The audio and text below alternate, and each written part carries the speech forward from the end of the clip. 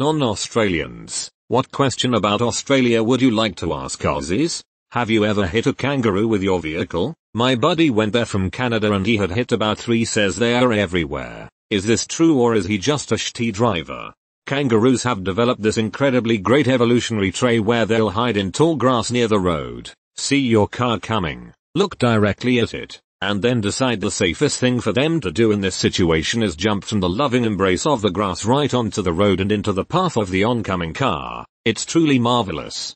Deer in North America do this as well. I get that cars didn't really factor into the evolutionary process that created the flight response. Big cars are big, loud, and coming straight towards ducking runaway seems like the only option. There is a reason I tell people that my commute is 20 minutes going to work and 35 minutes going home. In the daytime, I go in usually from 5 p.m. I leave work between 10 p.m. to 1 a.m. At night, the dark country road I drive is full of deer on the side of the road. I've known about a dozen people who have hit deer at night on that route. There's usually no other cars, so I drive a lot slower. Okay, I'll tell you a story. I used to live in Cairns, small city in the north of Australia, has lots of cyclones. There was a cyclone. Surprise surprise. I'm driving to work early in the morning, it's a bit windy and lightly raining. I see a medium-sized grey kangaroo on the side of the road. Never seen one around that area before.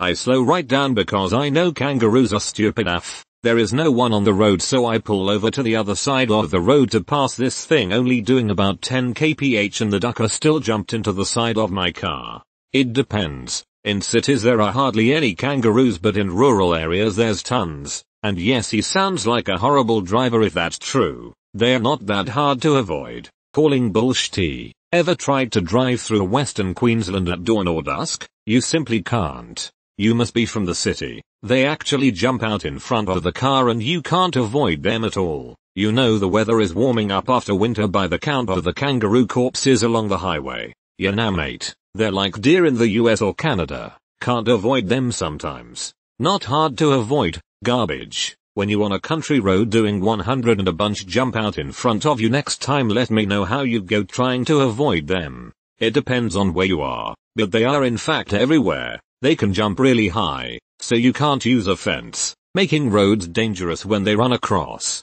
Do they jump over the cars sometimes? In my experience, they tend to jump at exactly the height of the radiator. Should start genetically modifying them to jump over cars, make it much safer. This is why CSIRO need more funding to find the sprouting gene. Actually a massive drama is when you hit a wombat. I was shocked how much damage they do. Poor bugger. They have a hard steel plate in their butts. The car was a write-off too.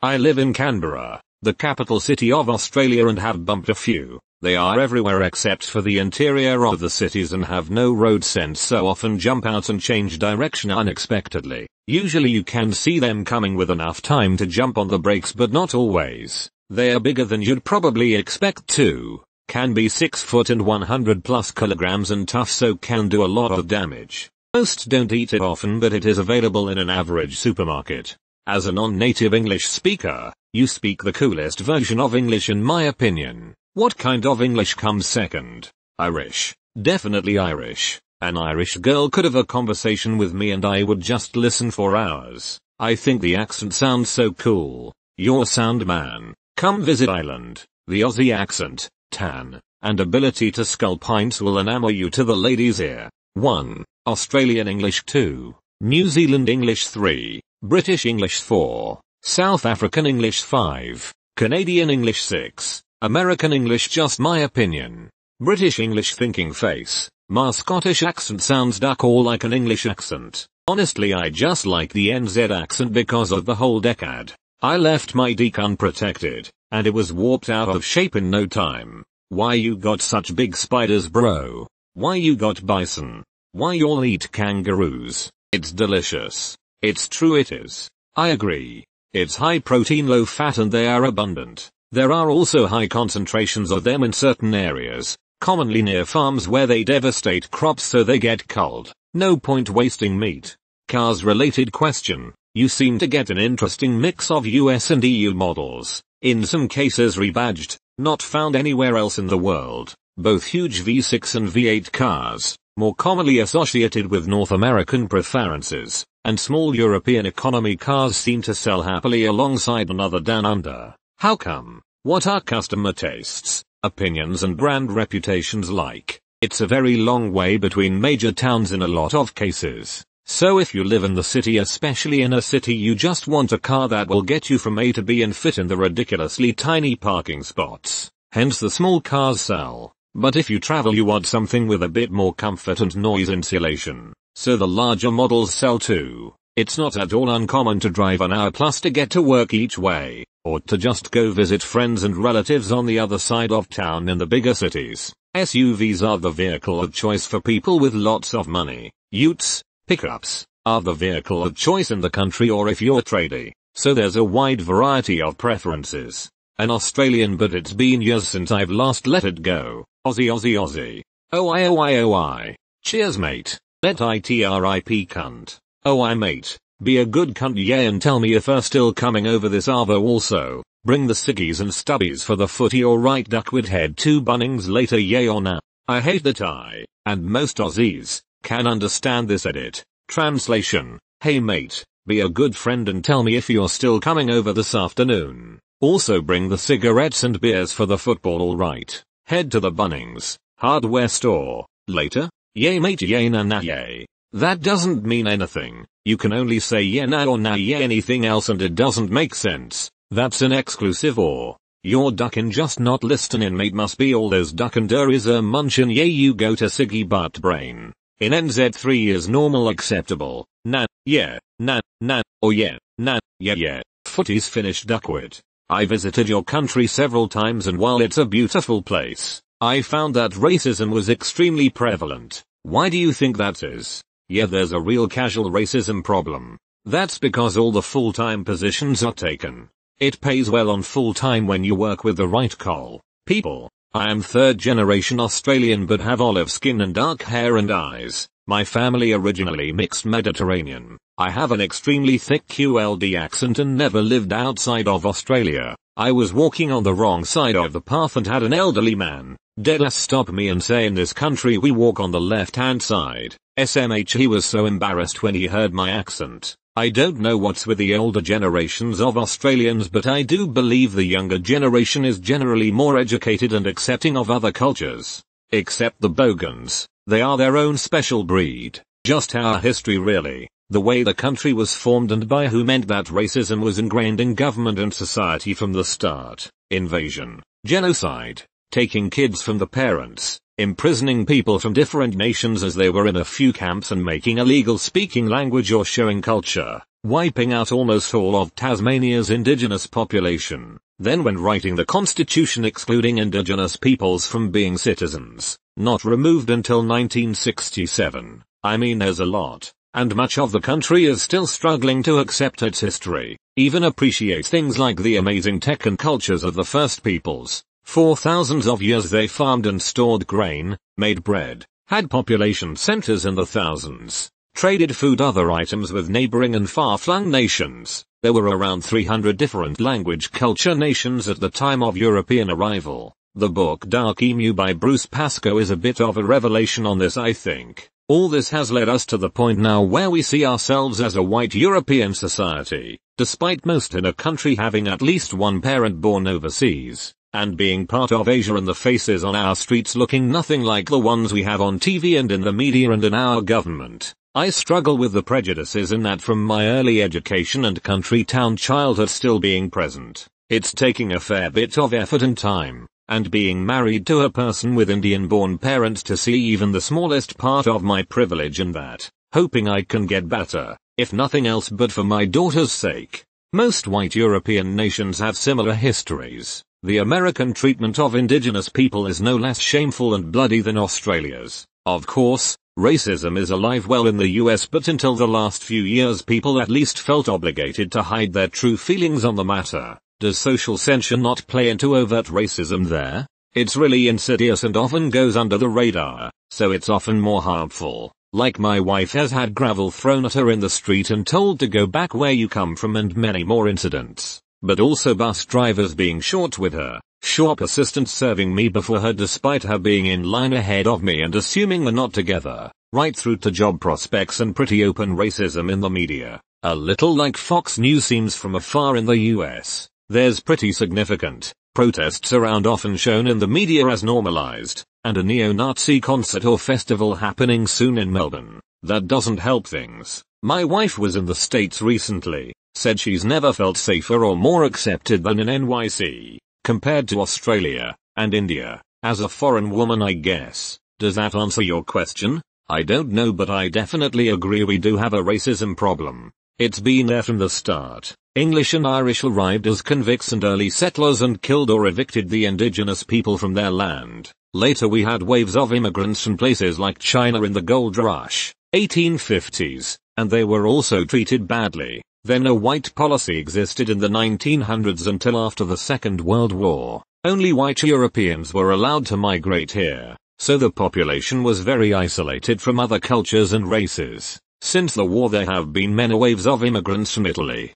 Greece, Vietnam, China, India and many other places. 1/3 of Australia's population was not born here, but a lot of the racist views have not disappeared. At least it's improved since I was a kid in the 80s. I hope racist attitudes will continue to reduce, but we have people, politicians, newspapers, radio presenters etc., who can benefit from inflaming racism more. So it's probably getting worse again, sadly. Old people are racist because a lot of old people are that way, same as a lot of places. And the younger people, at least in my experience, have a lot of contact with Indian and Chinese young people, many of which are rich spoiled kids, in their 20s, sent over by their parents to get a uni degree. And it seems a lot of these students are rude or at least not accustomed to the culture here and come off as rude. I worked in customer service for years and the Indian and Chinese customers had a much higher rate of being disrespectful at work and in public, treating you like a servant, bumping into you, ignoring you etc. All this coupled with our horrible, conservative, lying and biased media creates a toxic environment where people have prejudices. This is just my take and I could be very wrong, but it's what I've noticed myself and heard from others. I hold no ill feelings for anyone before I interact with them and make my own decision on whether they are an ass or not. It's because of our geographic isolation. We don't have that history of rubbing up against close neighbors to knock that rough edge of racism off us as a society. Really? Racism is prevalent in Australia? As a New Zealander coming to Australia, the racism surprised me the most. I actually had a taxi driver ask me if Maoris were allowed to live in the same places as the Europeans. He was genuinely surprised by my surprise at being asked that. LOL, serious answer. 75% of people in this survey responded with yes. https://www.abc.net.au/news/2019 to 2010-08 /Annabelle Australia talks what Australians worry about /11,579,644. Yeah, lol, I was born here so my accent is literally like everyone else around me, but some still manage to sneak a lil I can't understand you. Go back to your own country every 6 months or so. My money is on Queensland or the NT. Racism is everywhere here, not just up north. How accurate is the description of this schduckery? https://www.youtube.com/watch?J6VVPQEARDK. And is there any hope of things improving politically in the future? I mean, they are all bad, true things in the video, but it's just the symptoms of one problem. Murdoch picking our government said it. My favorite honest government trailer from that channel is the preferential voting one. As a Chinese student studying in Australia, do most Australians believe that we are a national security threat like Pauline Hanson suggested, or it is exaggerated? Pauline Hanson's just an inbred FCK. Don't worry, a ton of Australians are Chinese and in general, immigrants. You're fine, mate. Pauline Hanson switched from swamped by Asians to swamped by Muslims in between her 2 terms in parliament. Maybe when she was in jail. Once the caliphate menace dies away, she'll switch to however else is a bit different looking. Most Australians don't think about Chinese students and national security at all, but there have been incidents that made it clear that some students are a security concern.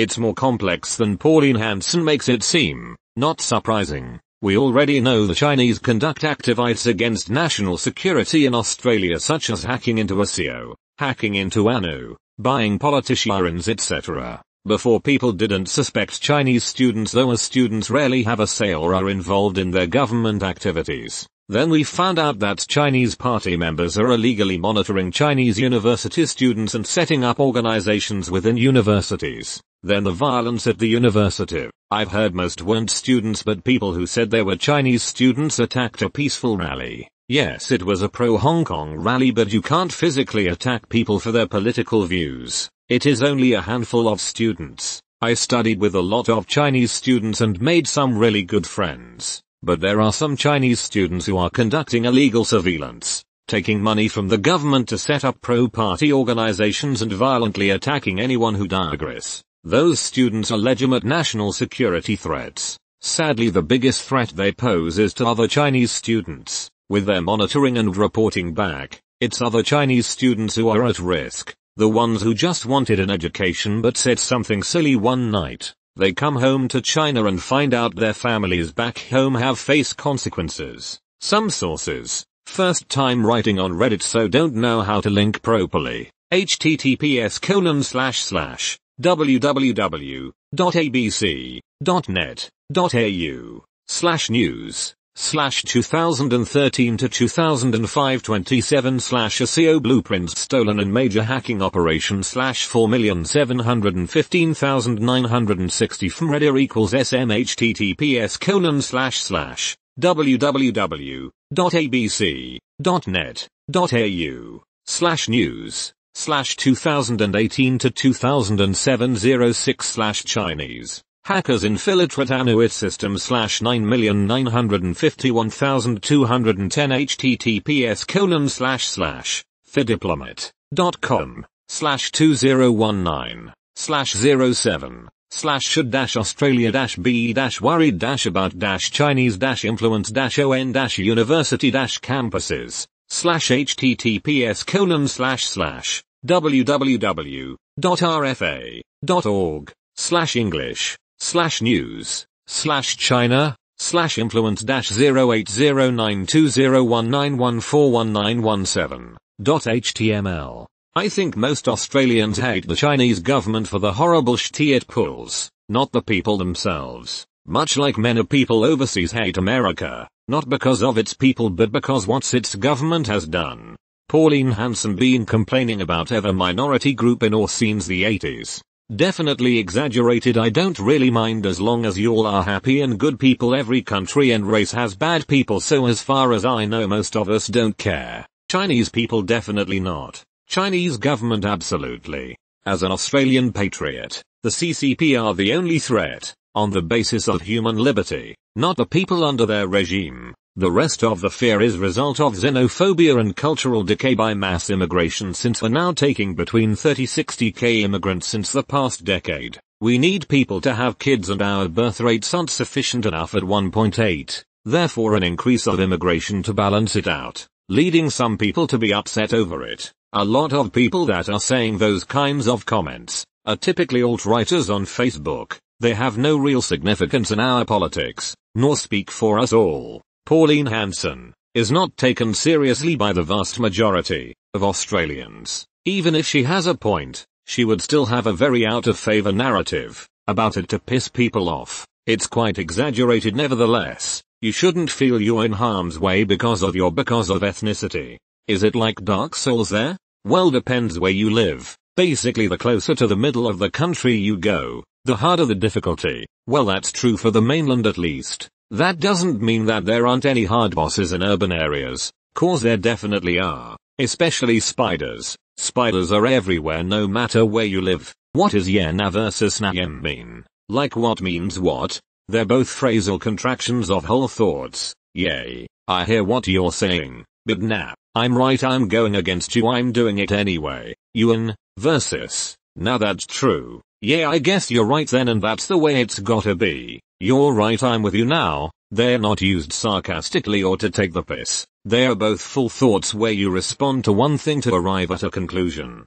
Basically whatever is said last, So nah yeah means yeah and yeah nah means nah. What do you all think about Fatty McFuckhead? If you mean Clive Palmer, he spent 80 million on political ads and hardly got a single vote, so I think that should tell you. Yeah, that's the guy. What about him suing Friendly Jordies? Do you know that YouTuber? Seen a couple videos. Don't know about a lawsuit though. If so, if Friendly Jordies has any decent lawyer, it should be a slam dunk case. I put his party last on my ballot at the last election. One of the nice things about preferential voting is you can signal just how much you dislike someone. Are you referring to the American president? Because if so, we hate him as much as we hate politicians. One time one of them got egged. Egg boy was a national hero. I played WoW with an Aussie. He was on 20 hours a day, and then randomly, he would tell us he was out of money and had to make rent or etc. and go to only being on 8 hours or less. Then after a week or so he'd be back to 20 and say he was good.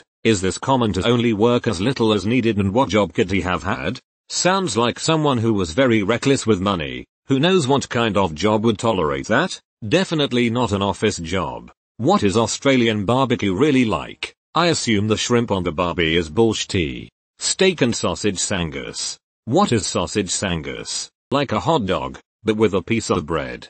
Snags are so much better in Auss, especially at Bunnings. Yes, the Bunnings ones are the best. Every time we go there it isn't to get like hardware. We go for the snags. First off, we call them prawns. Second, snags are way better than prawns in my opinion. Sausage.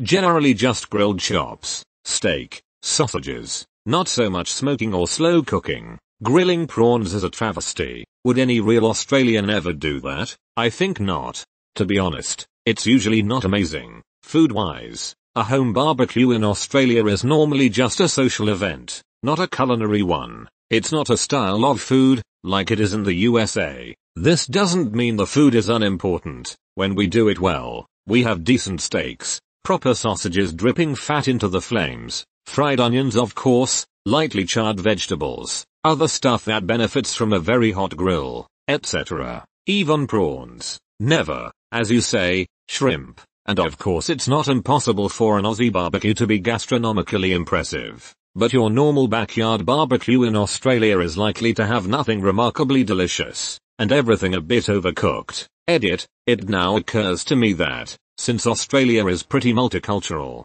I may have just always been going to boring Anglo-Australian backyard barbecues, and missing out on some way better experiences. There have to, at the very least, be some Argentinian Australians making steaks to frickin' die for. US barbecue culture is far more varied than the Australian version, and often, as far as I can make out, from the other side of the planet, seems to be about the sauces more than the meat, which is not how it works here. The USA's got more culinary cultures than Australia, though, so I may be missing a lot. The US super hot spicy sauces thing is also not really a thing here. Sausages and burgers with occasional lamb chops. Rich cunt with his lamb chops. Why is everyone a cunt?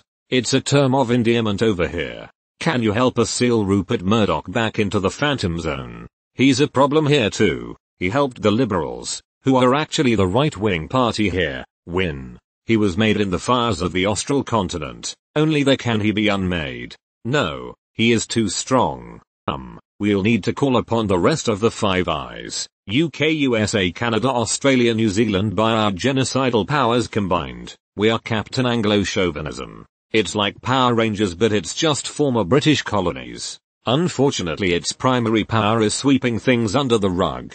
Yup, my uncle has lived in Oz from the 80s, and once told me if you hit a wombat with your car it could do serious damage. Is this true? Yes, they have thick bony booty. A wombat is basically a giant rock with legs. If you hit it with anything less than a semi, it's just going to total your car, give you the finger and amble off. It is true. I just mentioned this before. We wrote our car off this way. Hectic. How does it feel to lose a war against emus? Well, someone has to be superior to us. The emu is on our coat of arm, along with the kangaroo for the same reason, because they are unable to walk backwards. It was supposed to be something about our country only taking strides forward. It really says a lot about our nation that we knowingly chose to start a war with a creature literally incapable of retreating. Humbling. It feels humbling to have lost a war against the mighty emu.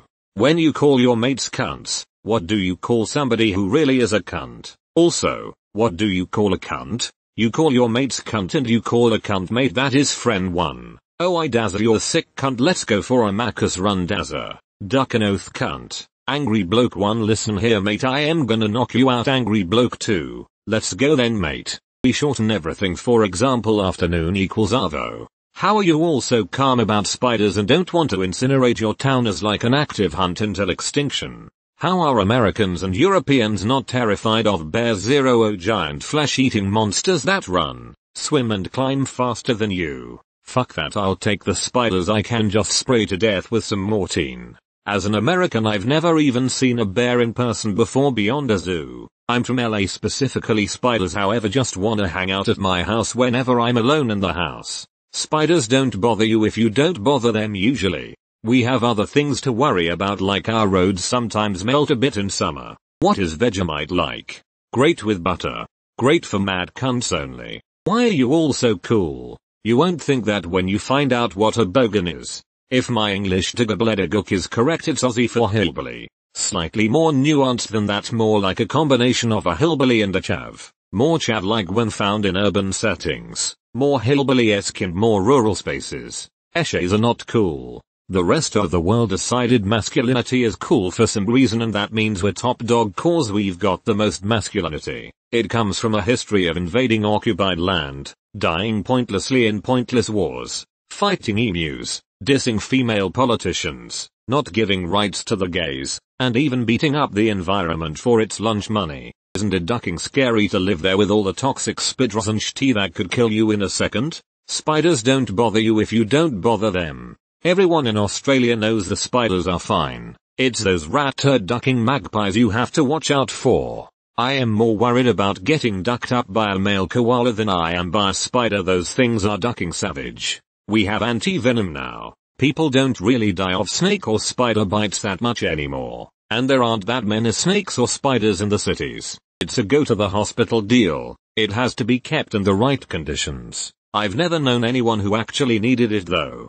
How annoying is when people don't know the capital of your country. Not at all. Canberra ain't that great. If I dig straight down can I get to you? No but there's rumors that if you down a VB and a tube of Vegemite you'll find your way here. Are there any sports popular there that never really caught on anywhere else? AFL. Aussie football is gaining popularity in other places but there's nowhere to play it overseas as far as I know. Australian rules football is so niche it didn't even catch on with half of Australians. 4th highest average attendance in the world for a domestic competition. Also netball. It's a predominantly female team sport. Quite huge for young girls growing up in Australia. Some other countries play it too, like New Zealand, England, Jamaica, South Africa, and Malawi. I just know that when I went to America no one they had heard of it haha.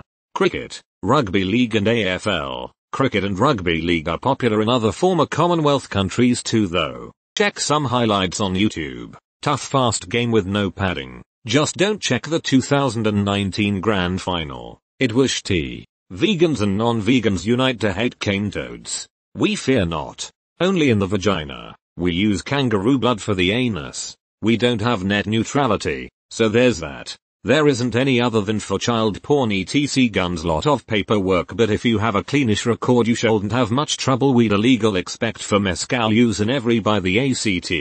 Begone pom edit. This is the Urban Dictionary definition used to describe an immigrant, usually from the United Kingdom, from the word pomegranate which was rhyming slang for immigrant. See 1920s. This evolved to pommy and pom by the 1950s. £10 pom 1950s immigrant from the UK who paid roughly £10 for passage, via boat, and a plot of land. Bogans. Beetroot is the standard here.